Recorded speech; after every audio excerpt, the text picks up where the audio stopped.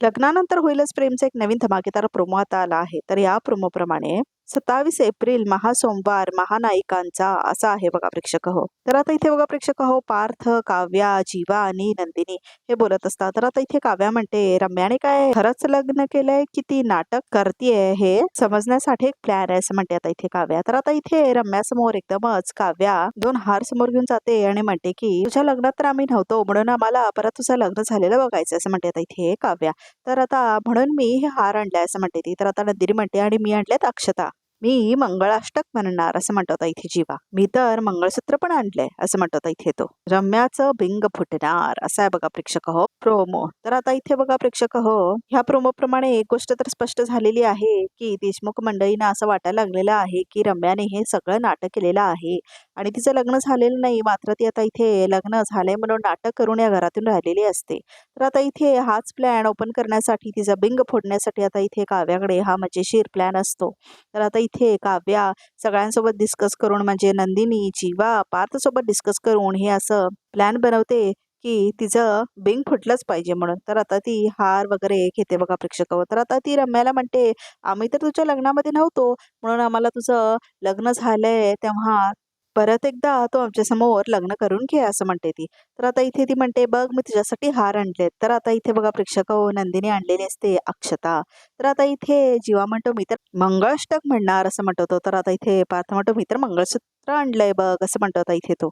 तर आता इथे बघा प्रेक्षक हो, रम्याला मात्र खूप भीती वाटत असते आणि विजय तिच्या बाजूलाच थांबलेला असतो. तर तिला काय करायचं सुचतच नाही. कारण आता इथे हा सगळा रम्याचा प्लॅन असतो ना, त्रास देण्यासाठी बघा प्रेक्षक हो, या सगळ्या देशमुख मंडळींना. तर आता इथे काव्याला बरोबर कळलेलं आहे की हा सगळा प्लॅन होता आणि हे काय सत्य नाही म्हणून.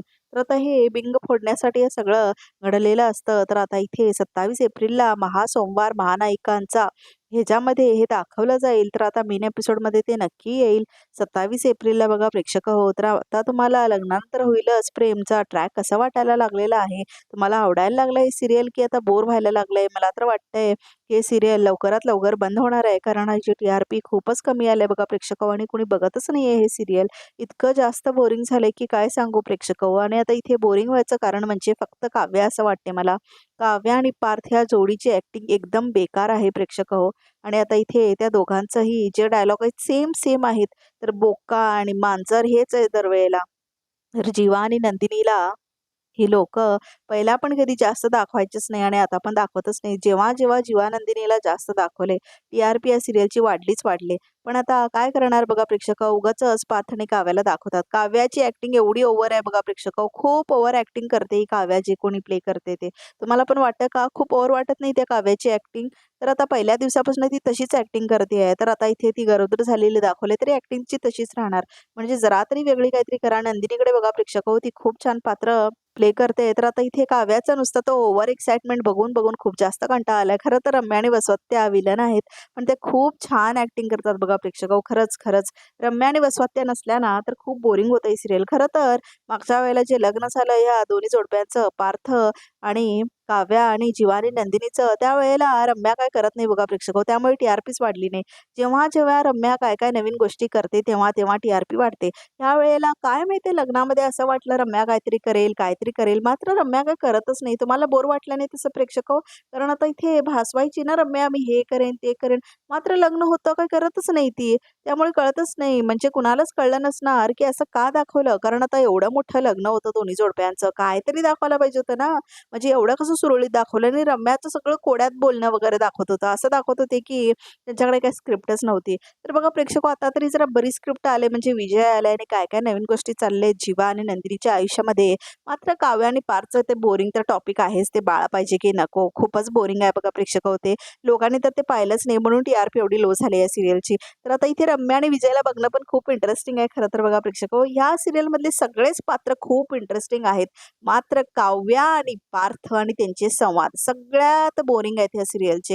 हे दोघं ह्या सिरियलमध्ये नसले तर हे सिरियल टॉपला जाऊ शकतं बघा प्रेक्षक कारण त्यांची स्क्रीन पेस मिळणार ह्या वसवत्या आणि रम्याला. आणि ह्या दोघी खूप छान ऍक्टिंग करतात बघा प्रेक्षक तर प्रेक्षक हो, तुम्हालाही असंच वाटतं का, की पार्थ आणि काव्याचं खूप अति-अति व्हायला लागलंय ते मुलाचं चॅप्टर वगैरे बघा प्रेक्षक हो. तर आता ते आय-ए-एस बनणं वगैरे हे असं सगळं नसतं प्रेक्षक हो. आय-ए-एस व्हायला खूप मेहनत करावी लागते. हे सगळं काय दाखवत आहेत ती लोकं.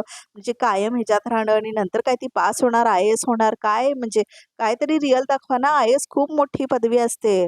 तर आता पहिले दिवसापासून ह्या डिग्रीचं तर काय केलंय लोकांनी म्हणजे ते प्रिलिम्स पास होते, ते काय, काय, काय, काय दाखवलंय. खूपच जास्त बोरिंग दाखवलंय बघा प्रेक्षक हो. तुम्हाला काय वाटतं खूप एक्स्ट्रा दाखवलंय असं वाटत नाही का तुम्हाला पार्थ आणि काव्याचं? तर आता प्रेक्षक हो, जीवा आणि नंदिनीचे बघा प्रेक्षक हो सीन सगळे सगळे वेगळे असतात. सगळी स्क्रिप्ट त्यांची वेगळी असते बघा प्रेक्षक हो आणि खूप छान दोन्ही ॲक्ट करतात. हे काव्य आणि पार्थ दिसायला चांगली जोडी म्हणून त्यांना प्रमोट करतात, की काय काय माहीत कारण ॲक्टिंग तर त्यांची एकदमच बेकार आहे बघा प्रेक्षक हो. आणि आता इथे जीवा आणि नंदिनीची ॲक्टिंग बापरे! इतकी छान ॲक्टिंग असते त्या दोघांची काय सांगू प्रेक्षक हो. तर आता इथे रम्या आणि विजय हे पण खूप छान ॲक्टिंग करायला लागलेत आणि हा जो विजय म्हणून आलाय तो पण खूप इंटरेस्टिंग कॅरेक्टर आहे. तर आता वसुहत्या, रम्या आणि विजय ह्यांच्यावरच हे सीरियल सध्या चालू आहे. कारण आता इथे हे बघायला खूप कंटाळा आलाय काव्या, पार्थचं. तर मानिनीचं पण आता रिपीट मोनोलॉग तेच व्हायला लागलंय आणि आता इथे विक्रम पण नाही आहे बघा प्रेक्षक हो या सीरियलमध्ये जास्ती. तर आता इथे ह्याची पण जागा आता जी होती त्याचं पण एक छान अशी होती ॲक्टिंग म्हणजे कधी-कधी हसवायचा, रडवायचा खूप छान ॲक्टिंग होती तिची. मात्र आता इथे बघा प्रेक्षक हो, हे सीरियल मेन बोरिंग झाल्याचं कारण हे काव्या आणि पार्थचं बाळ आणि त्याचं टॉपिकच आहे. तर आता इथे त्या प्रोड्युसरनी काहीतरी विचार करावा आणि 2 आठवड्यासाठी तरी बघा प्रेक्षक हो, पार्थ आणि त्या काव्याला अजिबात दाखवू नये. खरंच खूप कंटाळा आला प्रेक्षक हो, 3 आठवड्यापासनं. ते बाळ आणि ते आय-एस हे टॉपिक म्हणजे काय सांगू तुम्हाला आणि आता एपिसोड्स बघा प्रेक्षक हो 30-30 मिनिटाचे आहेत. खूप मोठे एपिसोड्स आहेत. पहिला फक्त 20 मिनिट्सचे असायचे आणि ह्यात पण त्यांचंच तेच दाखवतात ना खूप बोर वाटतं. प्रेक्षक हो तुम्हाला पण असं वाटतं का? बोर वाटतं का तुम्हाला? इथे पार्थ आणि नंदिनीची जी जोडी होती पहिला ती पण खूप जरा इंटरेस्टिंग वाटायची. मात्र आता इथे पार्थ आणि काव्याची जी जोडी जमली आहे मागच्या वर्षीपासनं म्हणजे ते लग्न जेव्हापासून झालं त्या दिवसापासून बोर खूपच अति बोर आहे बघा प्रेक्षक हो. पहिला बघा प्रेक्षक हो, ती अनिशा म्हणून होती कॅरेक्टर फ्रेंड होती ती काव्याची, ती पण खूप छान ॲक्टिंग करायची आणि ती जेव्हा यायची ना, खूप मजा यायची सीरियल बघताना. आता ही सीरियल बघताना मजाच येत नाही आहे प्रेक्षक हो, बोरिंग वाटतंय खूप. नंदिनी आणि जीवा जरा तरी इंटरेस्टिंग वाटतं कारण जीवाचं कसं आहे कॉमेडी पण आहे. तर आता मिथून पण आहे ना बघा प्रेक्षक हो, मिथून पण दाखवायचे खूप छान वाटायचं. मिथूनची पण ॲक्टिंग खूप छान होती. आणि आता त्याला पण खूप कमी स्क्रीन स्पेस दिलेला आहे. तर आता मिथुनला दाखवायला पाहिजे जास्ती बघा प्रेक्षक हो. तर आता रम्या, वसवत्या, विजय, जीवा, नंदिनी ह्यांना खूप जास्त दाखवलं पाहिजेत आणि काव्या आणि पार्थ ह्यांना 2 आठवड्यासाठी तरी बंद म्हणजे दाखवूच नाही त्यांना बघा प्रेक्षक हो. तुम्हाला काय वाटतं? तुम्हाला पण असं वाटतं का तुमची आवडती जोडी कोणती आहे? पार्थ आणि काव्या आहे की जीवा आणि नंदिनी आहे? हे कमेंट करून नक्की सांगा बघा प्रेक्षक हो. आणि आता इथे तुम्हाला काही आमच्या चॅनलसाठी फीडबॅक द्यायचे असतील ते सुद्धा कमेंट करून सांगा आणि अशाच नवनवीन अपडेट्ससाठी आमच्या चॅनलला तुम्ही फॉलो करू शकता आणि आम्ही एपिसोड्स लवकरात लवकर अपलोडसुद्धा करतो. तर आता तुम्हाला अजून कोणतं दुसरं सिरियल आवडत असेल त्याचं पण सांगा कमेंट करून म्हणजे आम्ही त्या सिरियलबद्दल पण अपडेट देऊ. तर प्रेक्षक हो, आजच्या प्रोमोसाठी इतकंच. तर आमच्या चॅनलला नक्की सबस्क्राईब करा.